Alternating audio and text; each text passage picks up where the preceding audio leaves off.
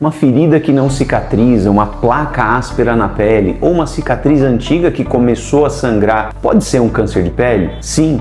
Carcinoma espinocelular é o segundo câncer de pele mais comum. É importante a gente reconhecer cedo e tratar adequadamente. Nós vamos falar sobre essa questão e os tratamentos mais modernos dessa doença. Eu sou Luiz Gameiro, médico dermatologista. Mais uma vez, bem-vindos ao canal. Então, falando do carcinoma espinocelular, o nome feio, a gente abrevia CEC, mas é um câncer de pele das células escamosas. Na camada superficial da pele, a gente tem várias células que são como se fosse um muro de tijolos. Cada tijolinho é uma célula. E essas células da epiderme a gente chama de células escamosas, os queratinócitos. Essas células podem dar origem a um câncer de pele. E a causa é genética e sol. Então são dois fatores, pessoas de pele clara, olhos claros, né, e com mais de 50 anos já acumularam bastante radiação na pele e aí pode transformar essas células num câncer. Esse câncer de pele, ele manifesta, claro, principalmente no rosto, nariz, lábio, os olhos, essa região de pálpebra, orelha, couro cabeludo, principalmente de pessoas calvas, no dorso das mãos, essa área também é importante, mas pode manifestar nos antebraços, nas pernas. Isso é um sinal de alerta, então talvez seja o momento de você procurar o seu médico dermatologista. Também é importante notar sintomas. Se coça, sangra, dói, arde, isso pode ser um sinal também de invasão e crescimento do tumor, porque o tumor ele precisa ser alimentado. Então o tumor ele cresce, por que sangram os tumores? Porque ele vai atrás de vasos sanguíneos e ele está infiltrando dentro da pele, podendo inclusive atingir nervos. E aí, claro, o paciente vai ter um formigamento, uma ardência e até mesmo uma dor. Então todos esses são sinais de alerta, porque quanto mais cedo o diagnóstico for feito, maior o índice de cura, menor a cirurgia, menor a cicatriz e mais rápida a sua recuperação. Um outro perfil de risco para esse carcinoma espinocelular são pacientes imunossuprimidos.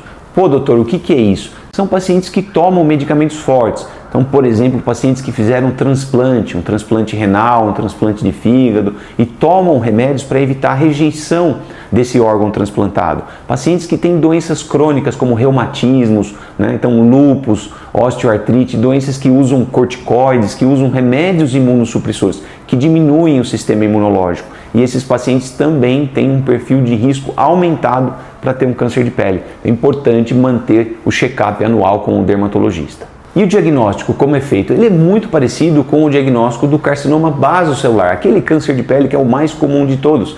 E se você não assistiu esse vídeo, aproveita agora, tá aqui para você clicar. O diagnóstico, então, você vai ao seu médico, ele vai examinar clinicamente a sua lesão, então com uma lupa e em seguida com o dermatoscópio digital para visualizar estruturas internas da lesão.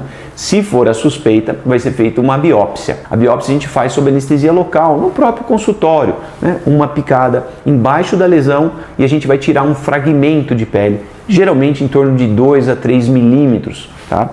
A gente usa vários tipos de instrumentos, principalmente esses punches dermatológicos, que é como se fosse uma canetinha estéril, que a gente vai tirar um pequeno fragmento e dar um ponto depois. E esse material vai ser encaminhado para exame anatomopatológico. O que é isso? O patologista, esse médico, ele vai transformar esse pedacinho de pele em lâmina de microscópio, examinar no microscópio e dar um laudo, falar se é realmente um carcinoma espinocelular ou se não é, porque o tratamento vai ser dado de acordo com o diagnóstico e esse é o médico que vai bater o martelo e vai definir uma coisa ou outra. Sendo um carcinoma espinocelular, nós vamos ter que então daí programar o tratamento, mas antes disso precisamos estratificar o risco. O que é isso? Definir se ele é um carcinoma pequeno, de baixo risco, ou se ele é de alto risco, se ele é agressivo, se ele é infiltrativo, infiltrando estruturas profundas da pele, que embaixo da pele a gente tem gordura, depois da gordura tem músculo e embaixo tem o osso. Então é importante saber a profundidade, o tamanho exato, se ele infiltra nervo, né? Se o tumor ele é dolorido, geralmente ele tem uma tendência de infiltrar nervo. E baseado nesses critérios e no tipo de células no microscópio, a gente vai poder definir o tratamento. Tumores agressivos precisam de exames adicionais. Então, se o tumor for considerado de alto risco, um exame chamado linfonodo sentinela pode estar indicado no seu caso. Como é que é feito esse exame? Se o tumor está no braço, o linfonodo é na axila. Se ele está na perna, o linfonodo é na virilha. Então, cada área do corpo tem um segmento, uma estação em que as células do câncer podem ficar armazenadas por um tempo. Então, elas começam no órgão, então, por exemplo, na pele do braço, e se o tumor é muito grande ou já cresceu suficientemente, ele pode ter deixado algumas células já escapado ali da pele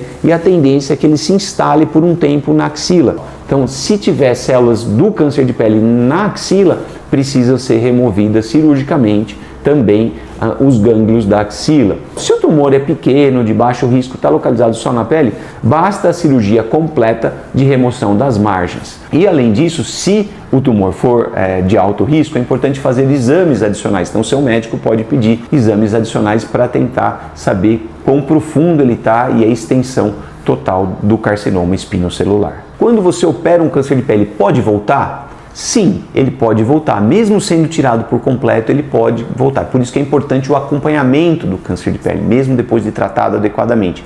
E se ele volta, a gente chama de recidivado. Esses tumores têm que ter mais cuidado ainda, porque eles tendem a ser mais agressivos e aí também classificar o paciente como de alto risco. Com relação ao tratamento do carcinoma espinocelular de pele, o padrão ouro também é a cirurgia de Mohs. É a cirurgia que tem o maior índice de cura. Ela é uma cirurgia em que a gente tira todas as células tumorais e analisa isso intraoperatoriamente. Então, na sala de cirurgia, a gente remove a lesão de pele, o que é visível ali macroscopicamente, a olho nu, na cirurgia, e analisa ao lado com um microscópio. A gente vai analisar 100% das margens e ver se tem células tumorais. Se tiver já removido por completo, a gente pode fechar essa ferida e o paciente é considerado curado, simplesmente acompanhamento. Mas numa cirurgia em que é feito o tratamento convencional, se tira o tumor com margens. As margens geralmente vão depender do tamanho do tumor, mas meio centímetro, 1 centímetro de margem. Então, quando você analisa, eu tenho um nódulo aqui no dorso da minha mão, o médico vai tirar só esse nódulo? Não. Se for o método convencional, vai ter que dar uma margem de pelo menos meio a 1 centímetro para cada lado. Então, a retirada cirúrgica acaba sendo muito maior do que aquela lesão que a gente está vendo. Mas isso é importante para garantir que se o tumor tem algumas raízes por baixo, elas também sejam removidas e todas as células sejam extirpadas para o paciente ser considerado curado naquele procedimento. Mas métodos não cirúrgicos que podem ser complementares ou alternativos, por exemplo, alguns cremes, tumores de baixo risco em áreas do tronco, podem ser até tratados com cremes. Tá? Mas isso quem vai analisar muito bem é o seu médico e vai depender das condições do paciente, da idade, da infiltração do tumor, do tamanho, localização, doenças que tem, se é um paciente que tem doença cardíaca. Então, assim, tudo isso é levado em consideração. Não é uma receita de bolo que serve para todo mundo. E falando nisso, um outro método alternativo interessante é a crioterapia. É um spray de nitrogênio líquido que a gente destrói o tumor depois da anestesia, e a gente congela o tumor.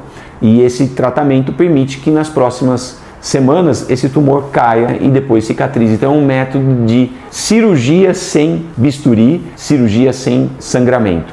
Pode ser indicado para pacientes que têm dificuldade em ser operado ou têm contraindicações clínicas. Ainda o tratamento de radioterapia. Então vamos supor um paciente que não tem condição nenhuma de fazer uma cirurgia, tem um tumor grande, um carcinoma espinocelular no couro cabeludo. São sessões que vai receber uma radiação no local do tumor por várias semanas, geralmente um mês e meio, e esse tumor tem um índice de cura alto também. Então é uma opção não cirúrgica de tratamento. A gente oferece muito esse tipo de tratamento em pacientes acima de 80 anos. Então muito idosos, não têm uma condição às vezes de ir para a cirurgia, mas idade não é contraindicação para operar. Se a sua mãe ou seu pai tem 90 anos, então ele não pode fazer uma cirurgia de câncer de pele, não é a idade que contraindica, mas são as condições clínicas. Então, se é uma pessoa que tem uma saúde razoável, tem condição de operar, a cirurgia é o melhor tratamento, porque oferece o maior índice de cura.